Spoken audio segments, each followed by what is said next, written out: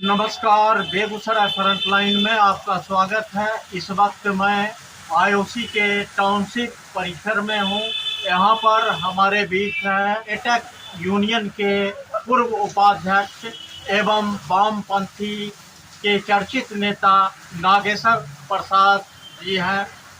इनसे जानना चाह रहे हैं जो आईओसी मान्यता प्राप्त यूनियन का 26 तारीख को चुनाव होने जा रहा है।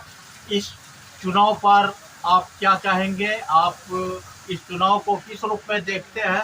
नागेश्वर बाबू, आप चुनाव के बारे में क्या कहेंगे? देखिए, ट्रेड यूनियन का जो वेरिफिकेशन अभी चुनाव है और रिकॉग्निशन यह होनी चाहिए। यह लोकतांत्रिक पद्धति है और इसमें होना चाहिए। जहाँ तक मेरा सवाल है, मैं 10 साल से ऊपर रिटायरमेंट कर हो चुका और अभी जो नए कुल एम्प्लॉय हैं जिसको हमने जानता भी नहीं। हमारे पास समय का बहुत कुछ 10% लोग होंगे जो हमको जानते हैं या हम उनको जानते हैं। इसलिए इस चुनाव में मैं अपने आप को न्यूट्रल भाव से देख रहा हूँ। मैं कहीं कोई स्टेटमेंट चुनाव किसी के पक्ष में कि नहीं इधर भी है या उसके पक्ष में या उसका विरोध इसका विरोध, हम किसी का बने हैं। हम न्यूट्रल भाव से सिर्फ देख रहे हैं कि जो है लोकतांत्रिक तरीके से चुनाव शांतिपूर्ण संपन्न हो जाए और जिनको भी बरौनी रिफाइनरी वोट करे और जीते वह फिर ट्रेड यूनियन को जिंदा रखे। सिर्फ चुनाव जीत जाना ही ट्रेड यूनियन नहीं है। ट्रेड यूनियन जो है उसको जिंदा रखने के लिए संघर्षशील होना पड़ेगा। क्या करना पड़ेगा? अपना सब कुछ छोड़ के ट्रेड यूनियन करना पड़ता है। मैंने 33 साल जो ट्रेड यूनियन किया हूँ, सब कुछ रात दिन एक सिद्धांत के तहत सिर्फ ट्रेड यूनियन किया हूँ और दूसरा कोई काम नहीं किया हूँ। और ना कोई हमको इस बेगूसराय की धरती पर कोई ये कहा कि नागेश्वर बाबू के यहाँ गए काम और कुछ ये नाजायज बात कहे। ऐसा एक भी आदमी पैदा नहीं हुआ। जितना बहुत का काम किए लेकिन एक नया पैसा का किसी का चाय तक नहीं किया। काम बहुत अच्छे बड़े बड़े काम किए। चुनाव को लेकर कैसा माहौल है? चुनाव पूर्ण दोनों जो है ग्रुप जो है दोनों यूनियन शांतिपूर्ण ढंग से अपना अपना मतदाता के पास जा रहा है। दोनों अपनी अपनी बातों को रख रहा है।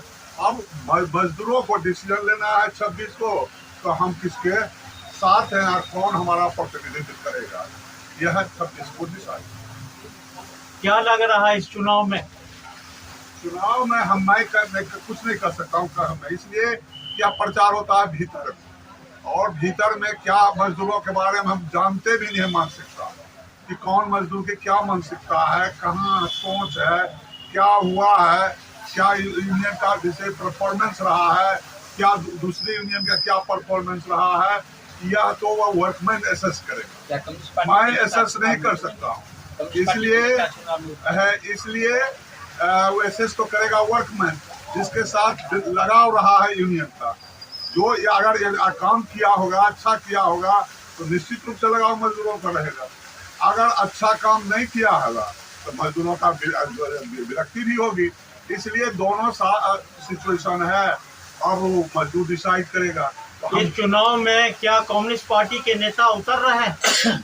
अभी तक जो मेरे पास इंफॉर्मेशन है, कम्युनिस्ट पार्टी का नेता कभी भी अभी एक भी नेता यहाँ पर चुनाव प्रचार में नहीं आया। अभी तक जो मेरा इंफॉर्मेशन है, और आगे अभी तक 3-4 दिन बचा हुआ है। पार्टी क्या आगे आने की संभावना है?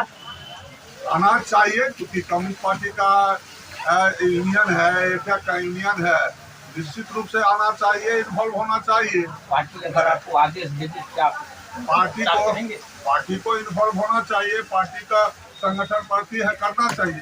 इसमें कहे दुमत नहीं है, होना चाहिए। लेकिन क्या करेगा पार्टी, तो पार्टी अगर आपको आदेश दे तो आप आगे आएंगे? पार्टी का जानता है हमको कि अभी 10 साल से जब से बीमार पड़े, यह आइसोलेट है। इसके आने से कोई फायदा मिलने वाला है यूनियन को। मैं अगर प्रचार भी करूँगा तब कोई 2% फायदा हो जाएगा, यह संभव नहीं। इसलिए कि मैं आइसोलेट रहा, मैं नए मजदूर आ गए पुराने मजदूर रिटायर कर गए जो हमारी बातों को समझते थे, तो वह रिटायर कर गए या नए आए, तो इसलिए पार्टी की समझ है वो निश्चित रूप से है कि इनके आने से घूमने से कोई फायदा होने वाला नहीं।